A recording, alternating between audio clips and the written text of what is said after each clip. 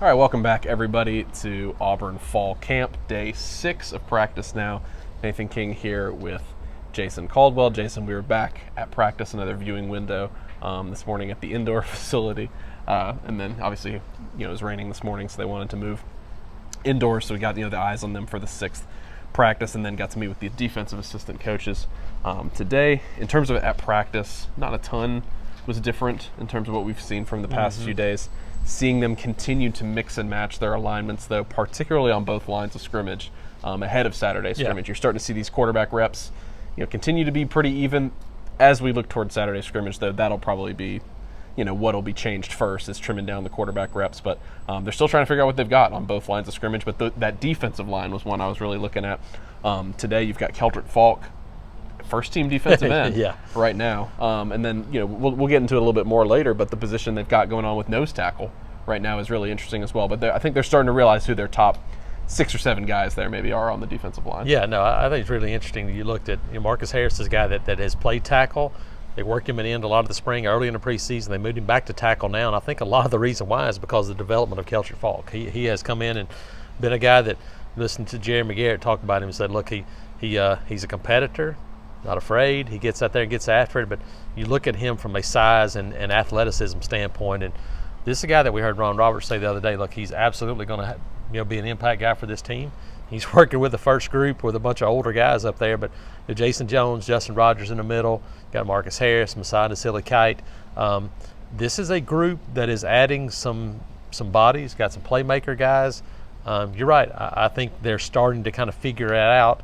It's going to be a rotation. That's what it's going to be. But there's some guys that have kind of put a foot forward this spring. This preseason. It'll be deeper than they've run the past couple seasons because that was something they knew that had to be fixed. Lawrence Johnson continues to be a guy who works in there with the second group at defensive tackle. And like you mentioned, at that defensive end spot with Keldrick Falk, Nasili Kita, he's no slouch. He's been a really good player, something I talked about on our board today. So, keep adding on to that for him to be a guy who's getting those reps. Talking a little bit at linebacker as we've got him walking into the building. We want to get him. You want to get on camera one of the breakout guys of the camp. Hey, we've heard come by and say hey. Heard anyway. Eugene Asante has been pretty good so far. Yeah, but no. Yeah. Y'all recording right now? Yeah, come on, just say hey. Just say hey to everybody. Eugene doing? Jumping in here with us. This is one of the breakout guys at camp so far in second year. So Eugene, say hey to folks. And hey, I appreciate y'all supporting us. We're doing our thing. We're going hard for y'all, and we're trying to become the best team possible. So we appreciate y'all supporting us, and we're continuing to do our thing. All right, there you go. Let's work. We got the cameo appearance for you guys. But really, Jason, that has been one of the biggest. He players has so been, far. and we're talking about it before we got on camera. Had you given me a list of 45 guys, I don't know that I would have said my breakout guy so far would have been a Eugene Asante. That's what it's been. Josh Aldridge talking about him, like dynamic, and you see him, you look at that guy. Last year he weighed about 205. He's about 225 right now, but dynamic, energy, all the things you're looking for that they talked about. Eugene Asante, Austin Keys, Cam Riley, Larry Nixon, Robert Woodruff. This is a linebacker group that has really gotten much better over the course of, since the spring through the summer. Now you get into preseason camp. I can't do it, Christian, right now. Eugene Asante, I thought it was interesting today, the quote from Josh Aldridge. Going back and looking at the spring, he quoted about Austin Keys. He said, he's exactly what we want at Mike. And then what did he say today about Asante? He's exactly what we want at Will linebacker. That's been such an interesting group to look at so far. And, looking at those guys on the edge, as well as we'll kind of, mold it a little bit into talking with the defensive assistants today. We've heard a lot about Jalen McLeod. He's been one of those other breakout guys, maybe the breakout guy so far. But a guy that I think maybe hasn't been mentioned enough yet is Steven Sings. Guy who has a lot of familiarity. Remember that he was with Jeremy Garrett at Liberty. He was with Josh Aldridge at Liberty. We see him now rotate with Jalen McLeod at that jack spot. You were talking to Josh Aldridge today. What does Sings bring to the room that maybe is different than a guy like Jalen McLeod? And I think you see it. We talked about a little bit about this earlier too. I think physicality.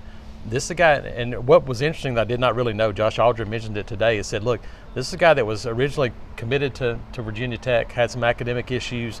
Well, when COVID came along, they kind of said, hey, we're removing all those academic requirements.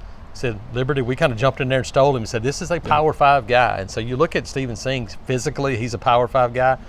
Yeah, different guy. I mean, I think we mentioned it the other day.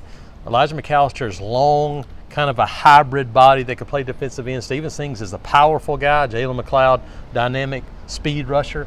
You got 3 different types of guys, and Sings is a guy that kind of can do a little bit of both that, but I think a really powerful guy. Wanted to talk also about Cam Riley.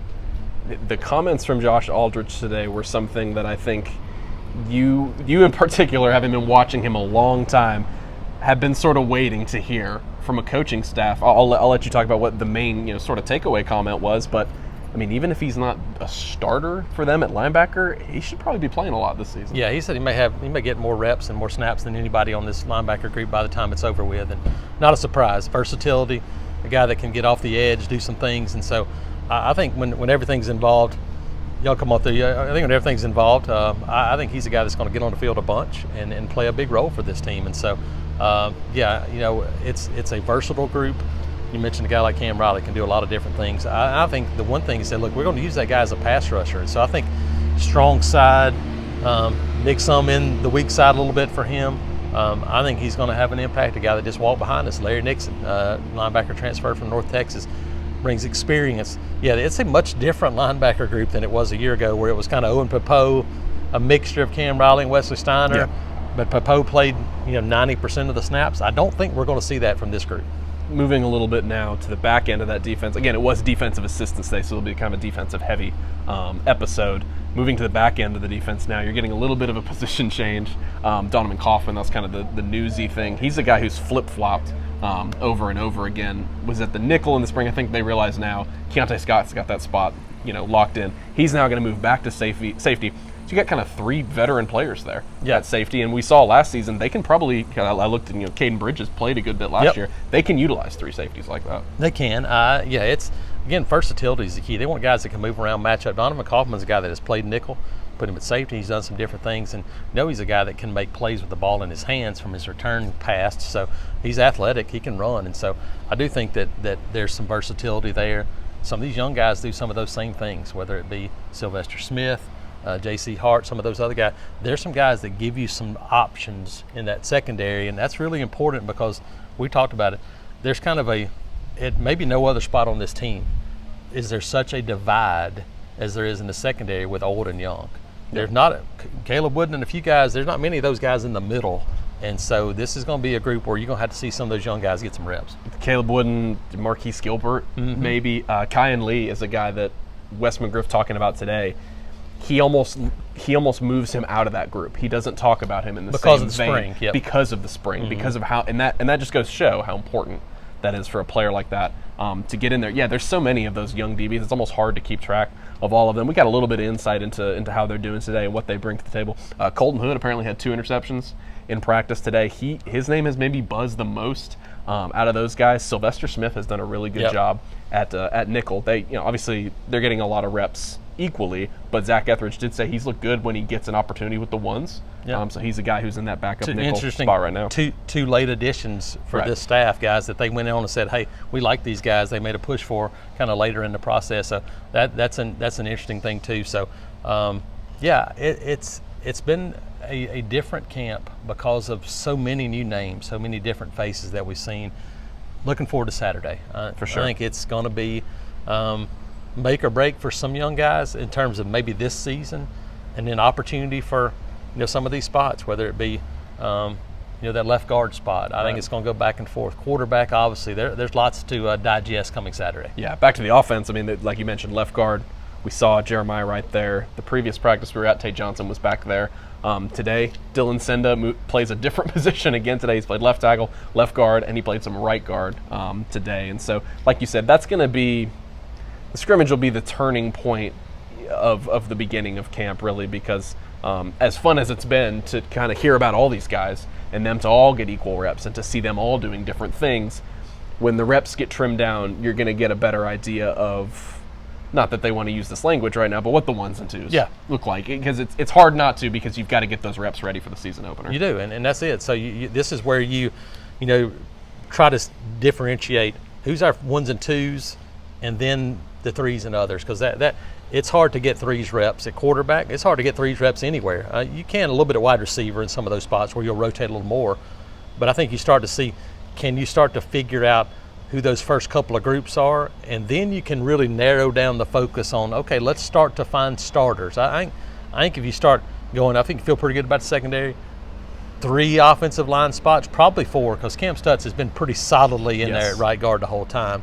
And so then you start thinking about the other spots. You think, running back Jarquez is out there, and he's good to go. He's going to be the guy. And so I think when you start talking about that, there's positions that are still open, and there's some that's going to be rotating around at linebacker spot, some of those defensive line groups, but we're starting to see a little more regularity with some of the guys on the field. For sure. Yeah, you're starting to hear the same names in the same spots from day to day, and you're already seeing that divide a little bit. Like this morning at practice, you had Jeremy Garrett working with maybe the first 8 or 9 D linemen, and then you had Vontrell King-Williams, the analyst, with the bottom, obviously, the newer guys, the freshmen, the inexperienced guys who maybe they know, hey, these guys aren't going to get these same reps that the veterans are going to get. And so we'll be back here tomorrow to talk to players. We're going to get offensive assistants next week. But of course, everybody's looking forward to the scrimmage on Saturday. That'll be Saturday morning at Jordan-Hare Stadium. So we'll have all kinds of coverage of that for you guys. So until the next time, for Jason Caldwell, Nathan King, we'll see you guys later.